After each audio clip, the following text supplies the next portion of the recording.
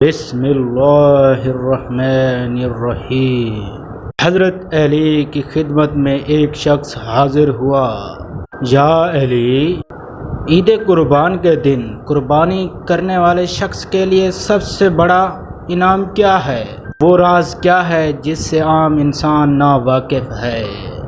تو جیسے ہی یہ پوچھا گیا تو حضرت علی اللہ تعالی عنہ نے فرمایا، اے شخص، یاد رکھنا، جب عید قربان کا دن آتا ہے، حضرت اسرائیل علیہ السلام اللہ کے حکم سے زمین پر پھرتے رہتے ہیں کہ اللہ کا یہ وعدہ ہے کہ جو بھی انسان اس دن حضرت ابراہیم اور حضرت اسماعیل علیہ السلام کی یاد میں قربانی کرے، اس کے گھر جا کر اس کو 3 خوشخبریاں۔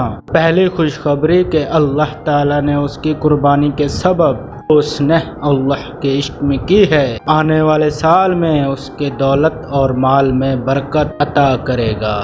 دوسری خوشخبری، اللہ تعالیٰ نے اس کے اس سال سے بیماریاں، پریشانیوں کو دور رکھا ہے۔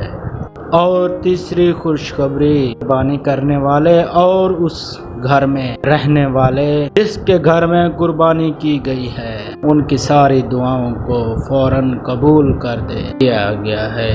یاد رکھنا، اللہ کے نزدیک قربانی کرنا ایک ایسا عظیم عمل ہے جس کا اندازہ کوئی بھی نہیں لگا سکتا، کیونکہ فرشتے ایسے انسان پہ فخر کرتے ہیں اللہ کی رضا کے لیے اپنے مال کو حضرت ابراہیم علیہ السلام کی یاد میں اللہ پر قربان کرتے ہیں۔